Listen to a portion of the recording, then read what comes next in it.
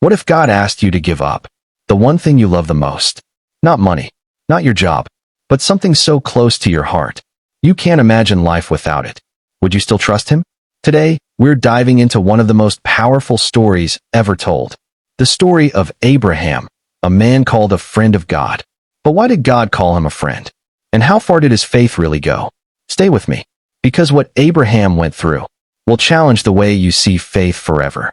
The call of Abraham.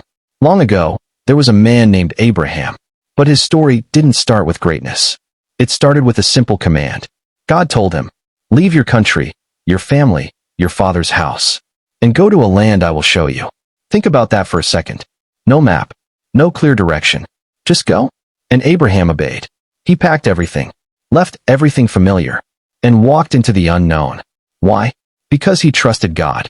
And that was the beginning of a journey that would change the world forever. God's promise. God made Abraham a promise. A big one. "I will make you a great nation." There was just one problem. Abraham had no child, and he was already old. Years passed. Nothing happened. More years passed. Still nothing. At this point, many people would give up. But Abraham didn't. Even when it didn't make sense. Even when time was running out.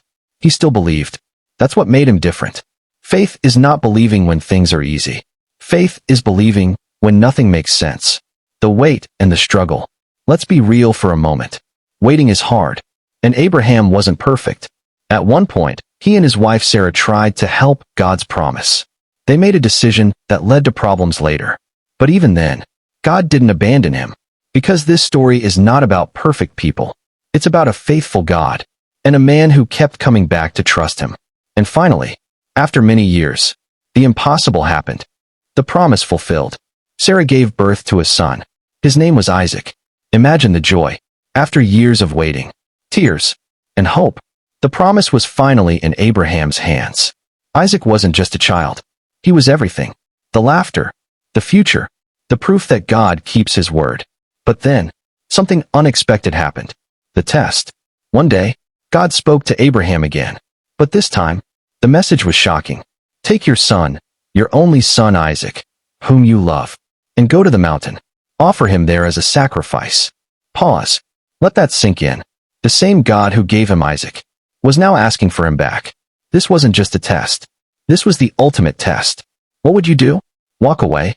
Question God? Refuse? Abraham did something unbelievable. He obeyed. The journey to the mountain. Early the next morning, Abraham set out for the mountain. No argument. No delay. Just obedience. Isaac walked with him, carrying the wood for the sacrifice. At one point Isaac asked, "Father, where is the lamb for the offering?" And Abraham replied, "God will provide." Those words carried faith, but also deep pain. Step by step, they reached the place. And Abraham prepared the altar, the moment of truth. Then came the moment. Abraham placed Isaac on the altar. He raised the knife. This was it. Would he really go through with it? And just as he was about to act, a voice called out, "Abraham, Abraham, do not harm the boy." It was God. The test was over. Abraham had passed. God provides. Suddenly, a ram appeared, caught in a bush. God had provided a sacrifice, just like Abraham said. At that moment, everything became clear. God never wanted Isaac. He wanted Abraham's heart, his trust, his faith, his full surrender. Powerful message. Abraham's story teaches us something powerful. Faith is not just believing in God. It's trusting him, even when it hurts, even when you don't understand. That's why he was called a friend of God. So here's the question for you. What is God asking you to trust him with today? If this story touched you, don't forget to like, share, and subscribe, because stories like this can change your life.